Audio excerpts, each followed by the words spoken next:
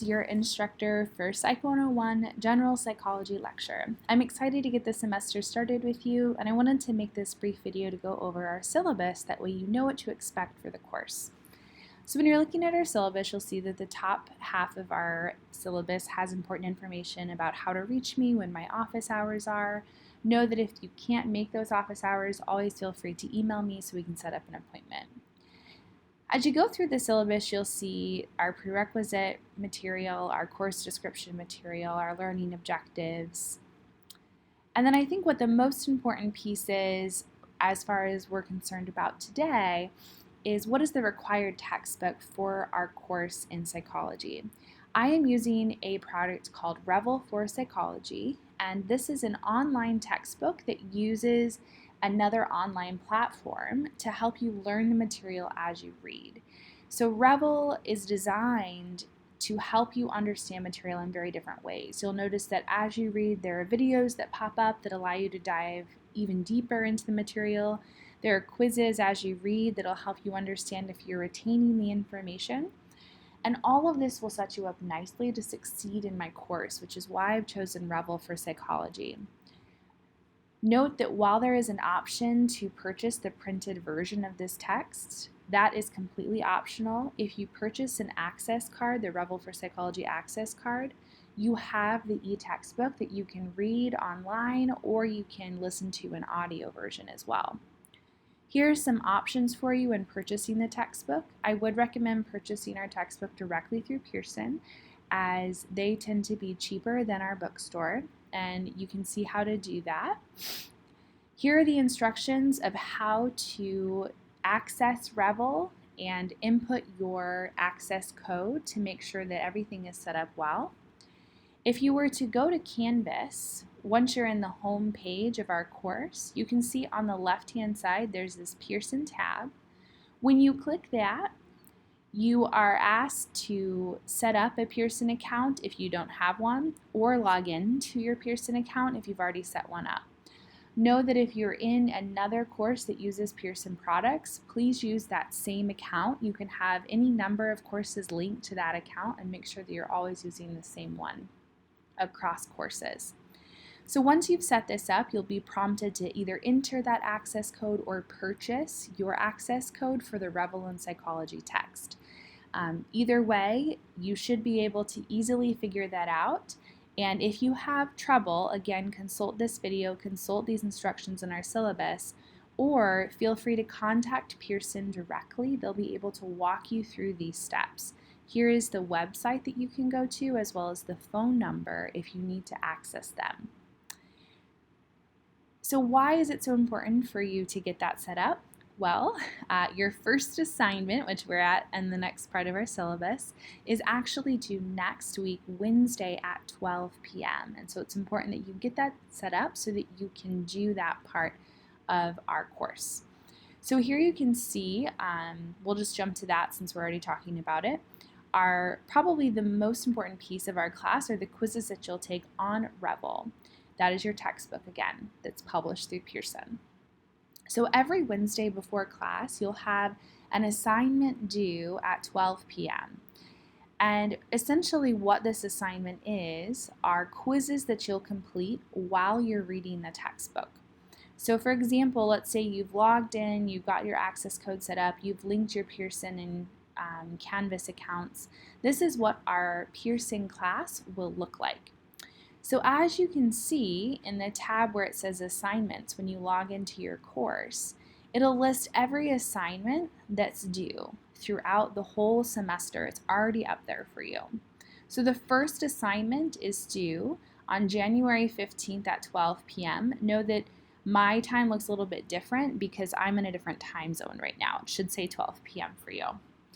So if you want to access your textbook and you want to complete the Revel quizzes that are required for the course, you would click on here, and this will walk you through the text as well as help you get to the quizzes where you'll be taking your Revel assignments. And so you'll essentially read, like I'm showing you here. You'd actually go through and read everything, right? That's the goal.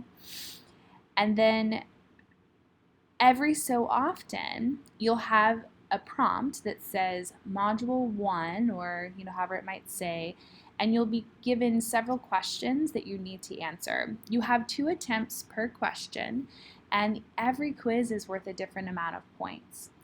If you're ever concerned, did I do it all? Go back to that main assignments tab and you'll be able to see how many points that you've earned.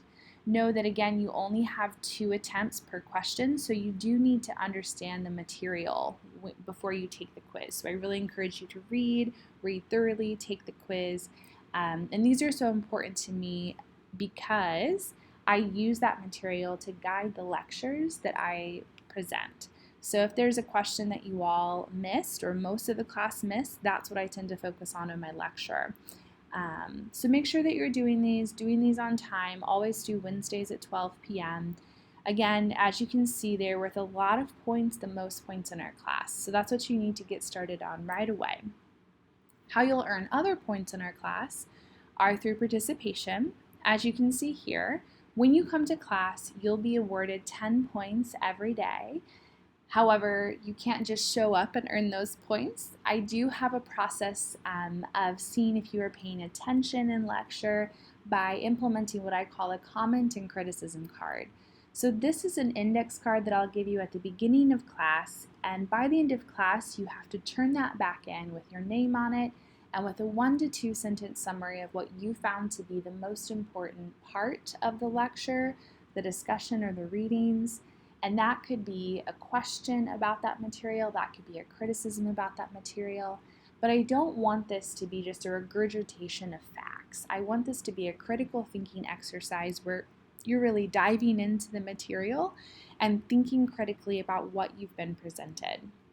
Know that I drop your 2 lowest CCCs. And so if you earn 10 points every class that you attend, technically speaking, you could not be present for 2 days and still earn the full points. And I did that on purpose so that there's some room for error. If life happens and you have to miss class, know that it's not the end of the world. We're all human, and I understand that. So please let me know if you have questions about that. In the lecture PowerPoint are some examples of options for comment and criticism cards, and also how you could reframe a simple CCC into something that would earn full points. The last part of how you earn points in my class are through exams. We'll have 2, a midterm and a final. The final is comprehensive, and both of these exams are worth 100 points. You can see the breakdown of grades here and the scale that I use for grading.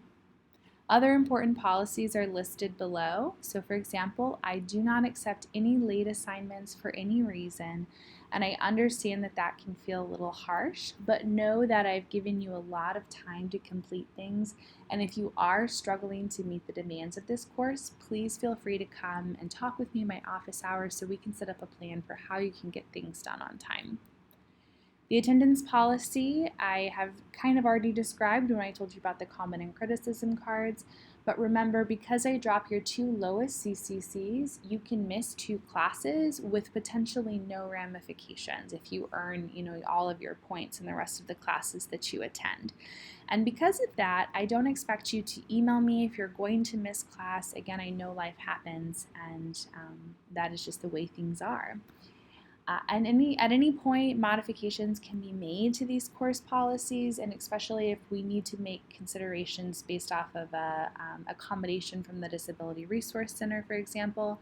If you're a student who does request accommodation in classes, please email me that letter from the Disability Resource Center, and then you and I can meet to discuss how we can make the course adaptable to meet your needs.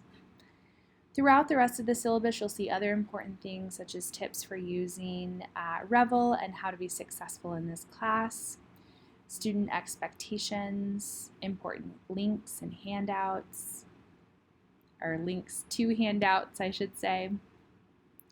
And at the very end, you'll see our class schedule, which will list all the chapters that we'll be reading in the course.